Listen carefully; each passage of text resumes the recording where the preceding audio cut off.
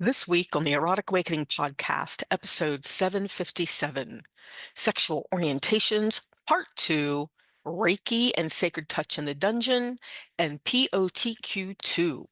Welcome to Erotic Awakening, an exploration of all things erotic. If you are offended by adult topics or prohibited by law, I recommend you stop listening right now. First, a heartfelt thanks to the amazing patrons of Erotic Awakening, each and every one of you. Your support literally keeps this podcast, the longest running kink podcast, thriving. This week, a special welcome to our newest supporter. I'm not going to say this right. T-Fumix. I'm so glad you're here, and thanks for your support. If you are not already a supporting patron of the show, I invite you to join the current supporters so it can continue. Just visit patreon.com/eroticawakening and sign up for as little as $2 a month. Hi, everyone. I'm Dawn, and I'm here this week to continue the conversations on power exchange, polyamory, sacred sexuality, and everything in between. Now, remember, last show, I was telling you about how I was helping someone set up their Fetlife account. And it got to sexual orientations, and there was like 57 sexual orientations. And I didn't know what 54 of them were, or something like that, right? We used to just have a very limited amount. And now there's so many ways to describe what our sexual orientation was. After I did that list with her, I ended up choosing soul sexual for mine. Now, with the ones that I'm going to do today, there is another orientation that I would like to put as mine. It doesn't look like there's something for that. You know what? Actually, there's two that I would like to have, and I didn't see something for either one of those. So we'll talk about that. But let's just get started because I'm going to go have dinner with Barrick and Sheba in 2 hours because I'm in Columbus and I'm super excited. I've got dinners and lunches and it feels kind of good to be back in town. So let's start with the sexual orientation of ecosexual, ECO-sexual. Now, I find this one curious because one of the people that started this term is actually someone that is exactly who I wanted to be when I grew up, and that's Annie Sprinkle. Annie Sprinkles was a porn star. Yeah, years ago. Okay, let's not age her because then I age myself. But anyway, ecosexual usually describes people who feel a sexual or sensual connection to nature.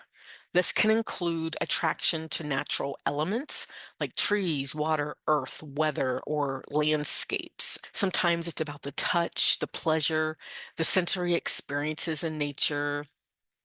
For others, it's more about the emotional connection.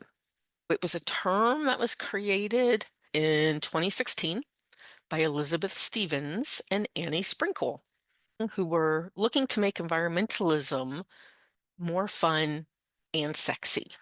It's kind of a neat one. So yes, I like that one.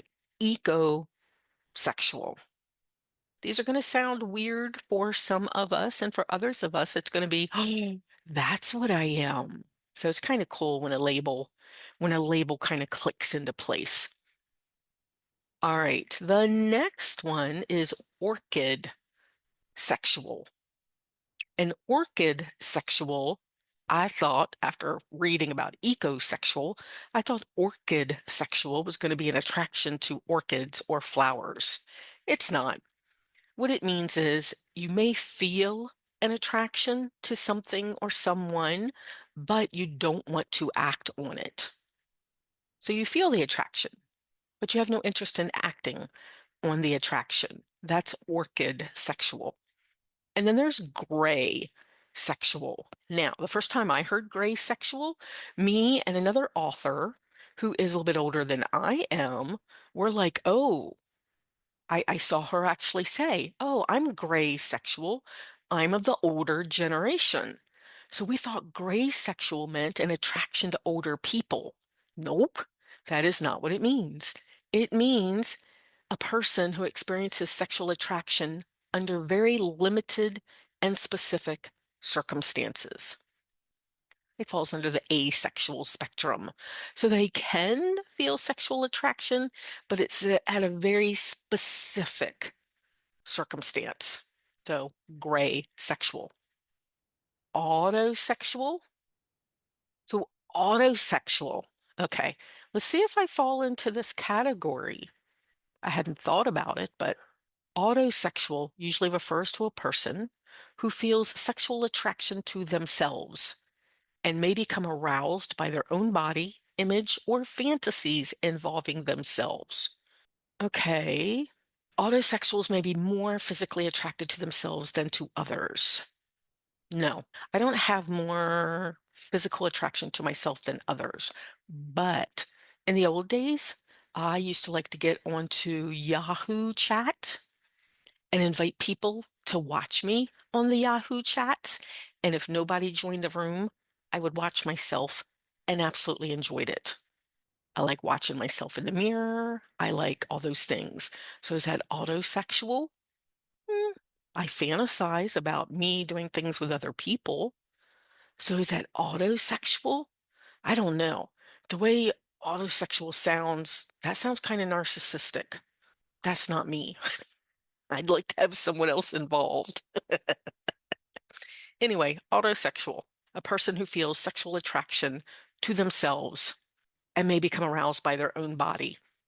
I was getting ready to say, who doesn't get aroused by their own body? But reading about all these sexual orientations, it seems like a lot of people. Anyway, autosexual. And then we have Fraysexual. Starts with an F, as in Frank. So Fraysexual. And Fraysexual is a sexual attraction to strangers. Now, what this means is that if you are a Fraysexual person or you are dating a Fraysexual person, they are absolutely into you while you are a stranger. Once they get to know you, the sexual attraction is lost. So Fraysexual. Sometimes it's good to know these things about yourself. Fictosexual.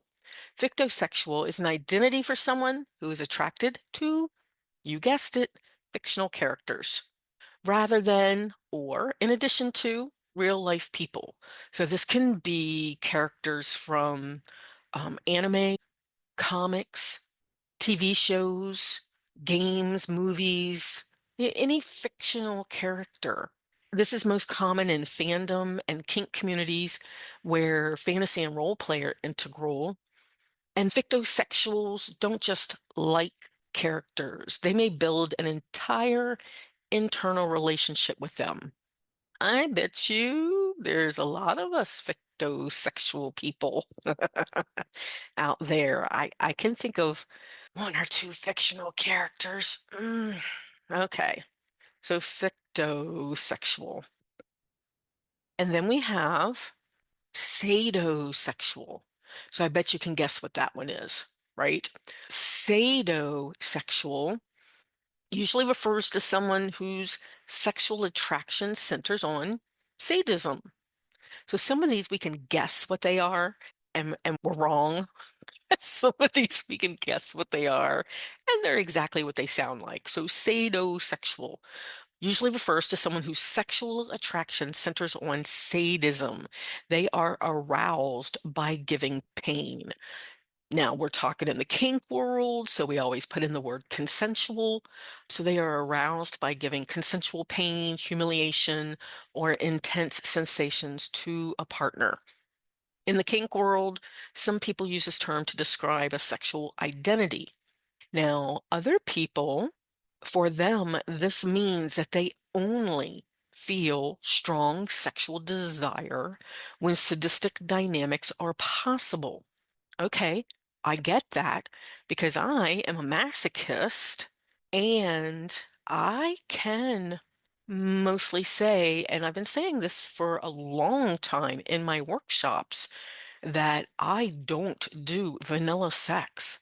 I only feel arousal when there is a DS element, a Dom sub element, or masochistic element. I need to experience being controlled, I need to be with a sadistic person to have that deep sexual connection. So we have sadosexual. So I looked for a word that would be its complement, like masosexual for masochist. I can't find that word. I've Googled it, I AI'd it, I looked in Fetlife.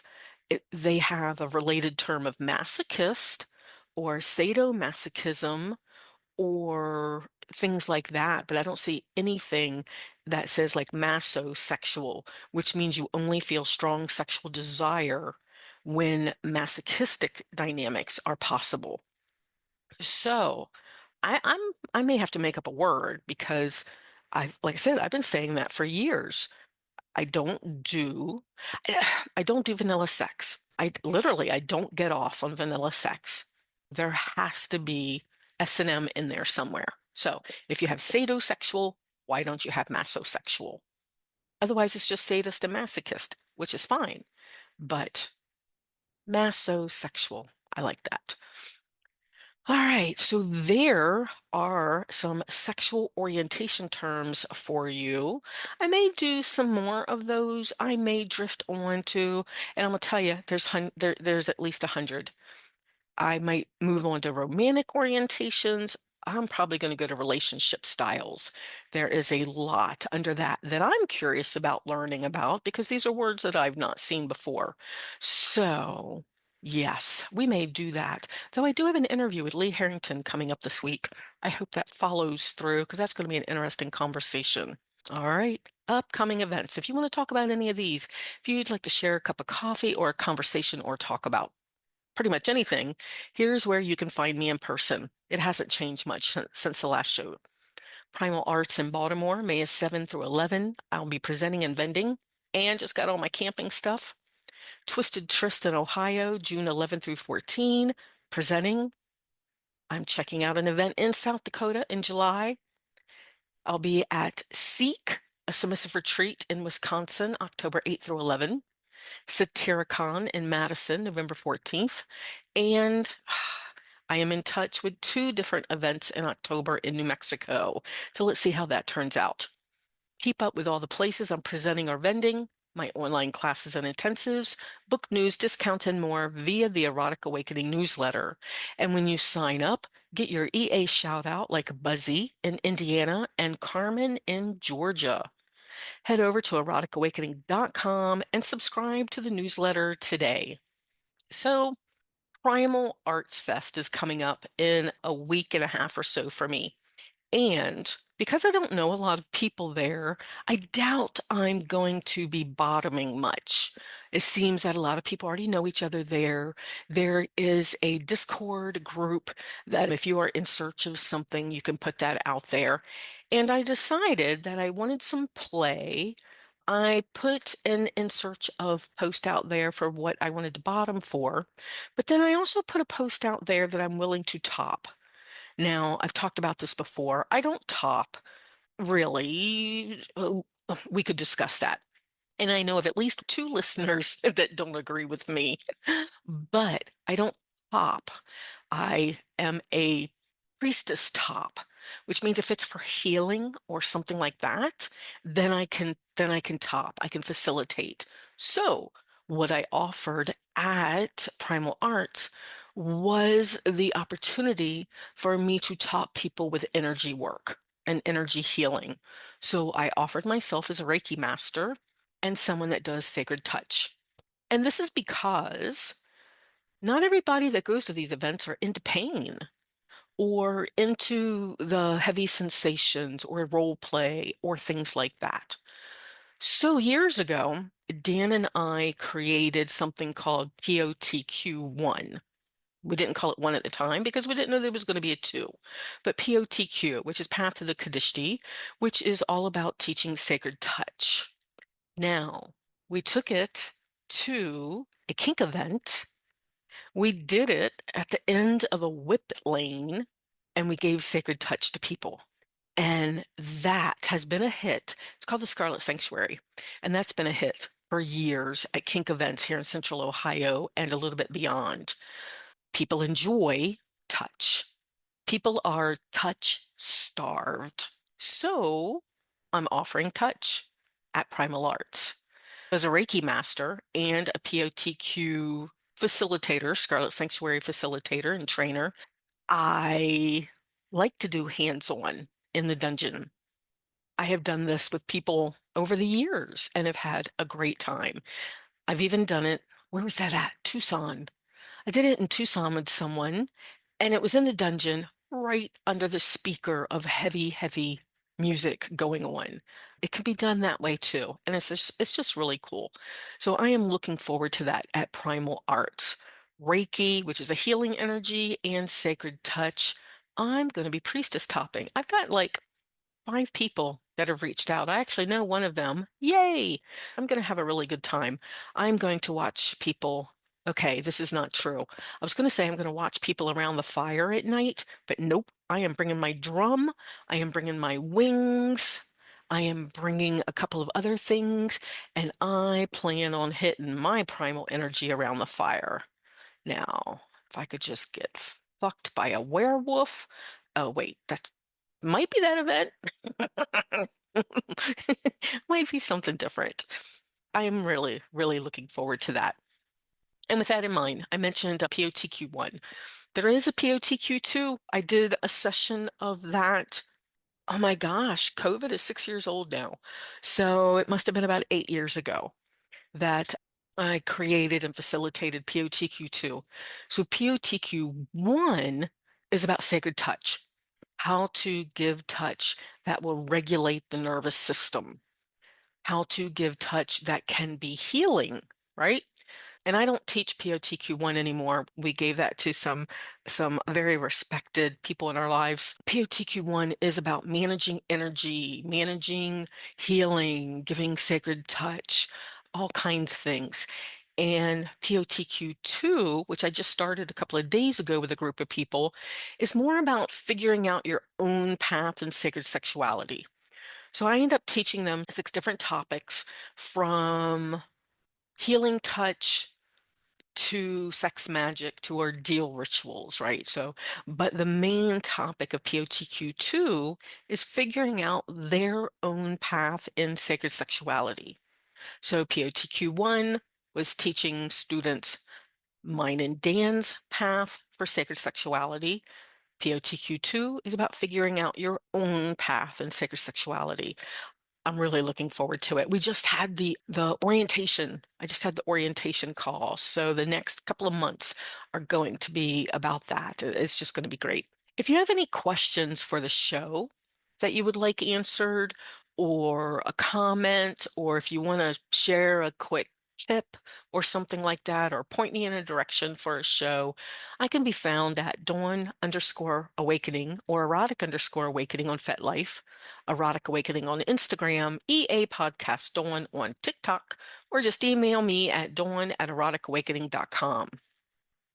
Be a part of the Erotic Awakening podcast community. You can become a patron on the show and get early access to the podcast, a free copy of the audiobook Polyamory Toolkit, free ebooks, discount on monthly Zoom classes, member-only Discord, not safe for work channel, and more. Find all the goodies at patreon.com/Erotic Awakening today. And help others find Erotic Awakening. Give us high ratings wherever you listen to the podcast, and more importantly, tell your friends about the show. Join the conversation with other listeners. Use the link from the Erotic Awakening website for our interactive Discord channel. It is open to all listeners.